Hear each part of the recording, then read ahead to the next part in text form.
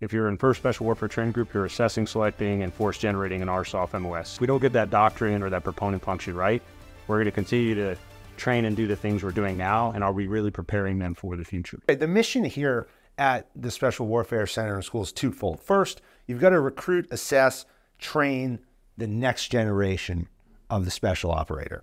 But you also have to establish and field the doctrine that guides our operations. Both of those extremely complex and critical to our national security strategy.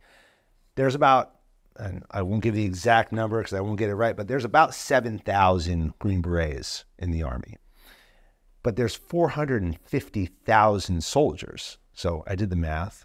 I became a journalist, so I didn't have to study math, but this one wasn't that bad. It's like 1.5%.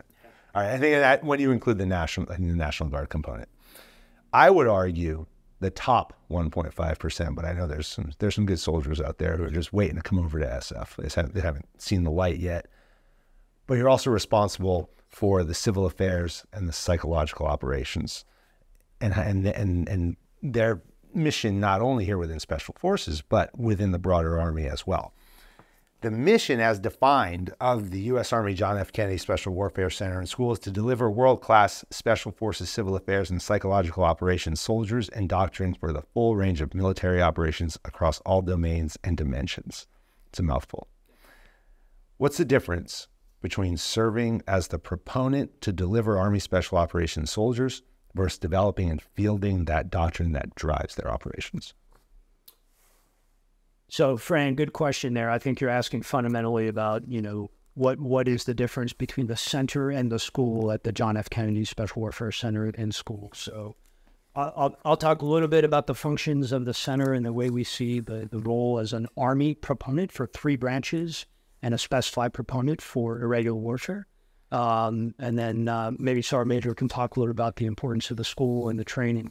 And you're, as a center of excellence within the Army, we have a range of responsibilities for not only just doctrine and training, but also modernizing those branches. And that's where those proponent roles become really important. So we represent 3 branches that are assessed and selected into Special Forces, Civil Affairs, and Psychological Operations. We have to write the doctrine for those branches. We have to write the capstone doctrine that brings Army Special Operations together. And that's a constant state of revision. The Army updates its doctrine. The Joint Force updates its doctrine. We have to make sure that our doctrine aligns, stays relevant. We watch and draw operations or lessons from operations in Ukraine, in places like Gaza. We watch the battlefield of the modern era, and we draw that into our doctrine as well. That doctrine then drives training development for programs of instruction. And that's an absolutely critical function. We also have responsibility as a proponent for personnel, so managing the health of the force. Everything from accession and recruiting through training to the life cycle of a soldier out into the operational force, and managing that life cycle and that what ultimately really is an end strength number, and making sure that we maintain our end strength. So that's kind of the proponent role. I'll turn it over to Sergeant Major to talk a little bit about the training aspect. Yes, it's kind of named the Special Warfare Center and School, and I think for both myself and John Beaurpere, I think neither of us had served at SWCS prior to taking this assignment. Particularly for me, I think I was pretty aware of what the Special Warfare Center, the school portion, did. I was not aware of the center and the proponent function, right? So the school is pretty easy.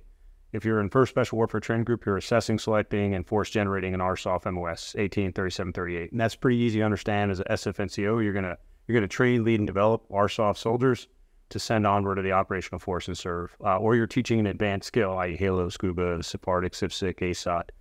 It's very much a train, lead, develop kind of model, and we have the most professional cadre to do that. And then there's another layer that's what they're doing, but kind of the first part of their job is managing risk. Because we just do a lot of high-risk training here, and quite frankly, our students are some of that risk because you have very driven people that are never going to quit, right? So, and the environments we produce is very risky, and our cadre are constantly like one hand on the steering wheel and one hand on the throttle, getting ready to monitor that environment. So that's the school, but I definitely didn't understand or fully appreciate the proponent functions or the center functions until I got here. And then I realized that that proponent function, monitoring the health of all three branches at grade plate, as well as professionally developing those MOSs and branches for career progression, and then as well as the production of that doctrine. So it's this relationship with us as the institution to the operational force to be constantly communicating, but the health of their formations to kind of fill those current operational requirements, but also, hey, what is the doctrine and training, and we need to modernize as the mission grows in the next 3 to 5 years moving forward. So, and if we don't get that doctrine or that proponent function right, we're going to continue to train and do the things we're doing now, and are we really preparing them for the future? There's a special sauce there, right, in terms of what Sergeant Major's talking about, and that's the people in the school, right? Our cadre, our staff, the ones that are there with the students every single day, that role model, what a special operator looks like, that brings both their education and training with their operational experience coming together now and driving the next generation. And I'll tell you, that's been one of the greatest and most humbling aspects of this job, is seeing those special operators as cadres truly committed and devoted to developing that next generation. And they do it better than anybody else. It's phenomenal. I think the cadre is where you really truly achieve mastery. Right? I think we train baseline our soft soldiers, and then I would say they're like apprentice level. They go to the operational force, a couple years on a team.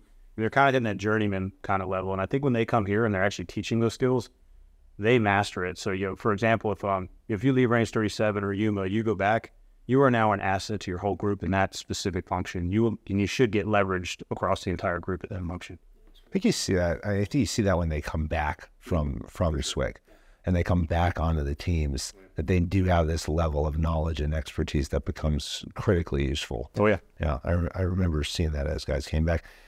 You talked a bit about modernization. Where are we going? By and large, the regiment has been organized similar for 70, 80 years, almost since the Jedburghs, right? There's been small modifications here and there, but the basic construct has been similar. The Army, USASOC, 1st Special Forces Command have all really started this deep conversation about what is the next fight, especially as we come out of 20 plus years of really CT focused operations, not a mission set of special forces, not our core #1 mission.